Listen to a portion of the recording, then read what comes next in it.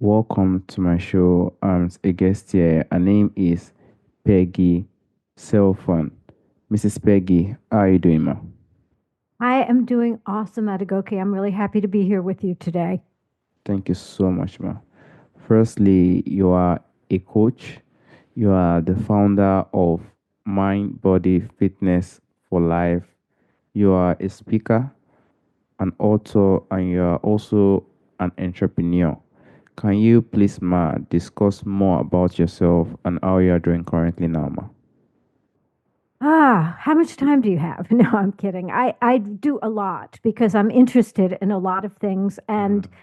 as you shared, oftentimes that motivation comes from deep within for a lot of different reasons. So I've been a personal development coach for the last 20 years, and I have an international following. I'm a board certified health coach. I'm trained in ancient wisdom teachings with world masters and modern science and technology. So my mind body fitness for life blends those elements. And so I want to help people, uplift people, give them skills and tools to better themselves. And so I write books, I do motivational speaking, I do articles, and I try to do as many podcasts as I can to just reach people, to let people know that there's hope, there's options and opportunities. And on that last point, I just want to mention that I've just recently, over the last 3 years, gotten Mm. involved with a breakthrough technology company that upregulates your own genes to a younger, healthier state. And I've now become a director. And I'm very excited because it not only offers people an opportunity to feel better and healthier and have more vitality, but also offers people an income opportunity. So if you'd like, at the end, we can talk a little more about that. Sure, sure, no problem, ma. And do you also have more books you are planning to write in the coming future, ma? Yes, I do, but I will tell you that some of the books have been put on the back burner. On the front burner, I'm working on Mm. another book with a world-renowned yogi master, Sri Amritji, Yogi Amrit Desai. And so we've been working on that for the last year. But my other books have had to take a back seat because last year I started working on my doctorate PhD in natural medicine, and that takes a lot of time. And actually, I started that because of this breakthrough technology. It gave me such improved mental clarity and focus that I decided to go back to school, which is crazy at the age that I am and the career point that I'm at. But I just was interested in learning more and bringing all the different modalities that I do together through this educational program. Mm. Thank you so much, Mrs. Peggy. And how how do you think mental adaptability play a role in achieving personal growth, ma? Oh, you know what? Adaptability is absolutely the key. Biologically, if you look at our biology, if we don't adapt, Mm. our cells die and we perish. So we are constantly in a process of adapting, and developing resilience is so important. And what's interesting about all of this is most people are terrified of change.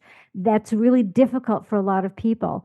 So, as a personal development coach, I tell people, you don't grow from your comfort zone. So, it's good to have change and to push yourself into another level of exploration in your own life.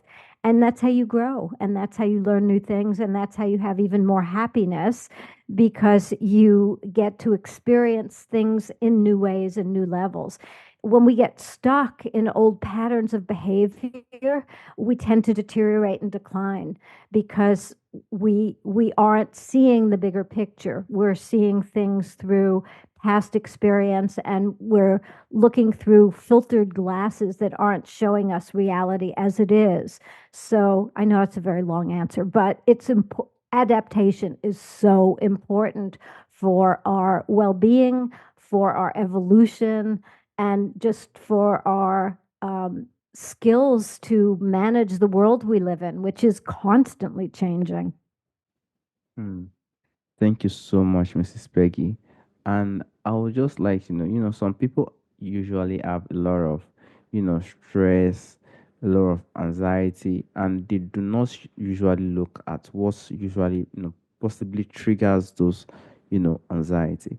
Like, what do you think are some common triggers of some, stress and anxiety people tend to overlook? It's interesting. I think culturally, throughout the world today, we have learned to power through stress. Oh, I have a headache. I'm just stressed. I'm going to work through it. Oh, I have anxiety. I can't admit that because that might be conceived as a mental illness or some deficiency that I have. So I'll just power through that. And that's really detrimental to one's own health and well being because these are very natural biological functions that can happen to us from outside influences, from different triggers.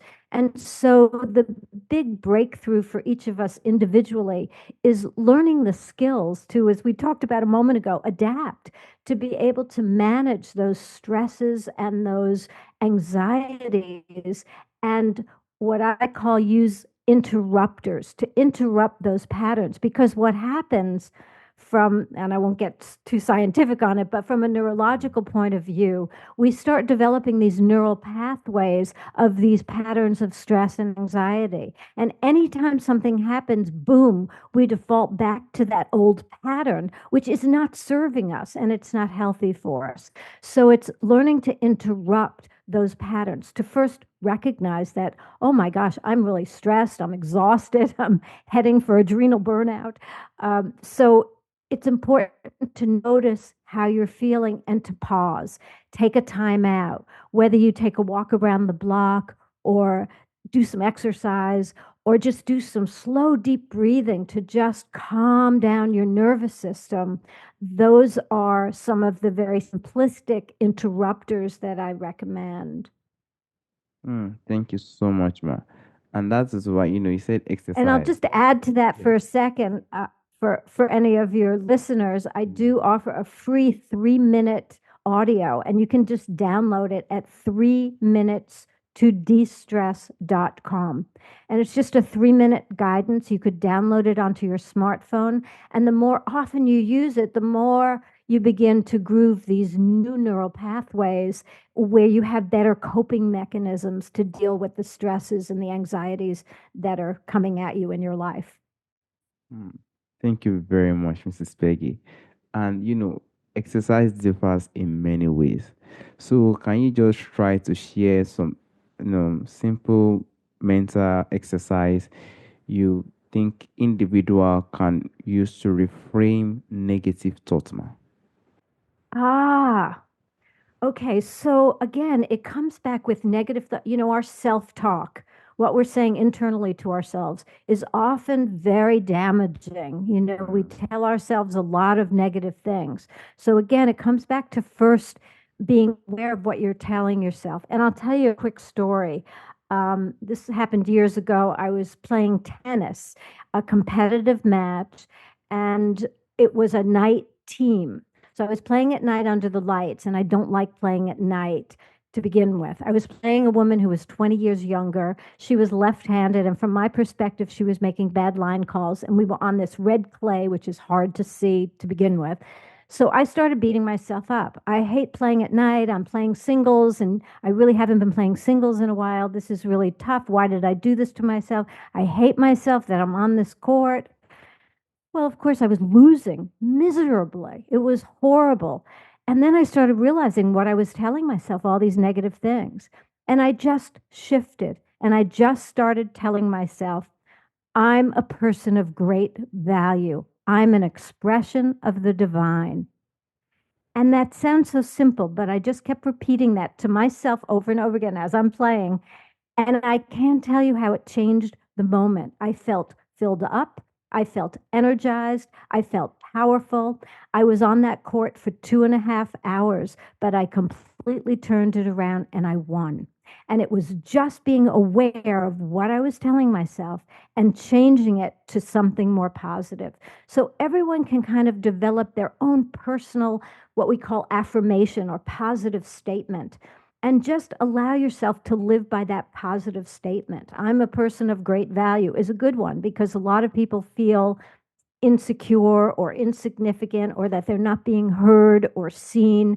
So I'm a person of great value. When you say that to yourself, your cells start hearing that and they start aligning to show up to help you really express being a person of great value. So the self-talk is really important, and changing that negative thinking can be done through awareness and starting to create positive affirmations for yourself. Hmm. Thank you so much, ma. And like, do you think diet play a role in reducing anxiety, ma? Oh my gosh. You know what? I'm so glad you brought that up because we look at certain things through very narrow lenses, and anxiety is one of them. And people do not realize that there's a lot of elements that make up our well being. And that's why I founded Mind Body Fitness for Life, because that's the combination of everything. And one of the things that feeds our fitness and our mental fitness is what we eat. You really are what you eat. Food is medicine. So if you're choosing to eat crappy, non nutritious stuff, you are going to feel like crap. I mean, it's just inevitable because you're not nurturing your body, you're not helping the cellular activity to function properly. And so it's really important to choose more nutrient dense foods, really healthy varieties, and a wide range of varieties. Different colored foods give you different nutrition. And also, very important is hydration. Many people who experience anxiety actually are really dehydrated, and that will contribute to those feelings of anxiety. So, very important to stay hydrated on a regular basis. And really, again, maybe take note of that in your smartphone. Note the number of glasses of water you're drinking in a day. And again, eating healthfully can really make a huge difference in your overall performance, mental clarity, well being, and allow you to really be at your best. So, what I usually recommend is the 80-20 rule as applied to nutrition. So, 80% of the time, eat healthy, stay hydrated. 20% of the time, indulge in those things that you feel you're depriving yourself of because you don't want to feel deprivation. You want to feel good. You want to feel like you're making good choices for yourself and hopefully for your family. Hmm. Thank you so much, ma, Mrs. Peggy.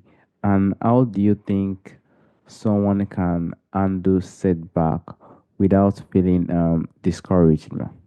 I actually just heard an engineer who worked on Apollo 13 talk about failure is not an option. And I don't know if you remember that whole story about Apollo 13, which they did a movie about. But anyway, the Mm. bottom line point is setbacks are actually learning experiences. So it's not looking at it as something bad, but something once again to grow from. So take note of it. Take note of how you're feeling. And now you may have to pivot or shift and slightly take a different road. And so you have to be your own cheerleader. And there's a great Japanese expression, fall down 7 times, get up 8 times. So if you keep just putting one foot in front of the other and keep making the next decision and the next decision, you will make progress. So use the setback as actually a launching pad to take a bigger leap and to even go further. And take some time to look inside yourself and determine what is it you want. What blows your hair back? What is in your heart? What are you passionate about?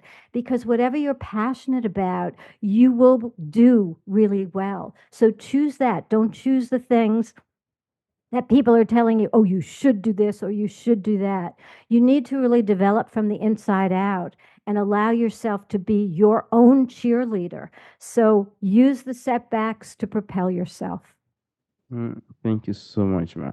And setback is also one of the things that, it personally makes someone to be more stronger, when someone get back on the top. Thank you so much, Mrs. Peggy. And what do you personally think are some daily practice someone can do to build a foundation of inner peace and resilience, ma? Oh, that is a great question. It really is. So, what I recommend, three basic things to start your day with. One is meditation, really being quiet and setting yourself up for a more peaceful day. And if you don't like meditation, use prayer. That's just an opportunity to be quiet with yourself and start your day peacefully. The second is movement. Get up and stretch, move, do your workout in the morning, do that first thing so you really get your energy flowing. And then the third thing is to really set an intention for your day. I want to give back to the world today and be the best I can be in doing that. Or I want to, whatever it is, or I am going to be the best I can be. And I'm excited, all the people I'm going to communicate with today. Whatever it is for you, state it in the morning so that all day long you align with that statement. So, those three simple things could take you maybe 10 minutes in the morning or maybe a half hour if you do a big workout. But it's just simple things to get into the habit of. And I just want to remind all your listeners habits don't happen overnight. It takes 30 to 90 days. So you want to perhaps have a journal or a chalkboard or something that you note every day that you're doing these three things so that you can really get into the habit of doing them. And at the end of 30 or 60 days, notice how you feel. Take stock and see if you need to adjust some of the choices that you're making or the things that you're saying for your intention or the exercise you're choosing or the kind of meditation or prayer you're doing. So, those would be my three focuses for practices to start your day. Hmm. Thank you so much, Mrs. Peggy. I actually learned from that. Thank you so much, ma. And I would just like to know what you personally, what it does mean to you, what you personally think unshakable peace means to you, ma. Well, you know, it starts within each one of us. You know, if you want peace in your life, you have to start by being peaceful. If you go out and champion for peace in the world, but at home you're yelling at your parents or your kids and you're not peaceful, that is a conflict. And energetically, you're not in alignment with what it is you're perhaps wanting to inspire. So, unshakable peace really starts with you and starts within yourself, with your foundation, with your building blocks, and know that you're always a work in progress. So, don't be upset with yourself if one day you deviate from that inner peacefulness for yourself and something happens that triggers you and you get angry.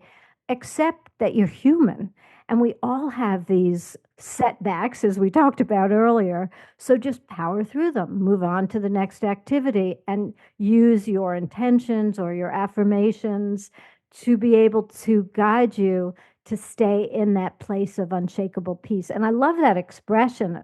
Okay, I mean, that's really beautiful. Unshakable peace is something we should all really aspire to. So thank you for that. Thank you so much, Mrs. Peggy. And I would like to ask if you personally generally have any advice you would like to give to the audience, ma. Well, general advice would really be to find your path and own it. You know, there's an expression that says, be yourself. Everyone else is taken. And it was a famous writer who said that. But I think it's really important to develop your true authenticity, to really allow yourself to shine and not just be in this molded person that's been created by, we all get influenced by our parents and by teachers and by friends and by different influencers along the way.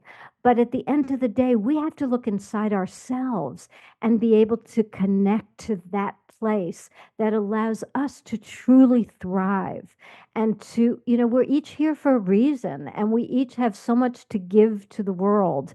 And so it's really important to tap into that. And that can take time and that can take different experiences to get to that point, but it's worth it because it allows you to value yourself. And also, when you value yourself, other people value you more because you're confident and you're able to give more to others. And I feel at the end of the day, that is what we're all about. We really are about lifting each other up. That's why you and I are doing this podcast today. Mhm. It's really to help others.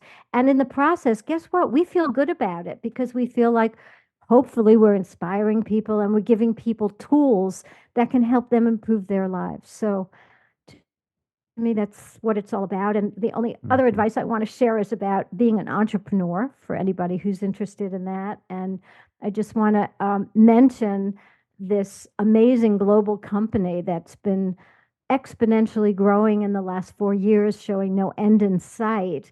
And I'm actually starting a weekly program every Wednesday, and it's going to be called The Entrepreneur Way. It's going to be live, just sharing information about improving your health with this breakthrough technology and how to make a side income with it or full time if somebody's interested in that. So if anyone's interested in that, they can go to liveyoungertoday.com, click on the business opportunity, and just sign up to join me any Wednesday. So it would be fun to meet you. We're live and in person. We have our video on. So come join me. And I would love to just help and open opportunities to anyone who has that interest. All right. Thank you so much, Mrs. Peggy. And lastly, there's a question I normally ask ma. From the ancestors, from the forefathers, if there is anything you like to bring back to our time today, what do you think that thing will be, ma? Oh, wow. There's quite a lot of things because I feel we've gotten away from our humanity. We've gotten caught up in things and stuff and wanting desires that are really not grounded in our humanity. And I feel the biggest thing we've gotten away from that's so important is nature. So I think what our ancestors showed us so much of is how to thrive in nature, how to grow your own foods, how to really be part of this bigger force, whether you think of it as God or cosmic or quantum field. There is something that we are all part of. And we need to get reconnected to that because that's where information comes from, inspiration comes from. That's where healthfulness comes from, balance. And so I think it's really important to reconnect to nature. Just get out and take a walk in a forest or on a beach and feel those energies and be part of it. And that connects all of us. We're all entangled. And so that can make a difference. If we all did that, we would all rise our frequency levels, our vibrations, and we would all be able to do so much more to really support and help each other. All right, Mrs. Peggy, I want to personally thank you. And I want to also sincerely, thank you for the, question you brought in earlier. It personally also reflected me, it reflected me in terms of every single thing, that I've tried my best to build. And I'm personally, proud of myself. And I want to sincerely thank you for your time and also having the interest to be on my show. It's an honor, it's an opportunity. Thank you so much, Well, man. I thank you, Adagoki. I love what you're doing. I love the Mm, inspiration that brought you to this path of doing the mhm. podcast. And so it's really been my joy to be part of it. So thank you for reaching out. Appreciate it.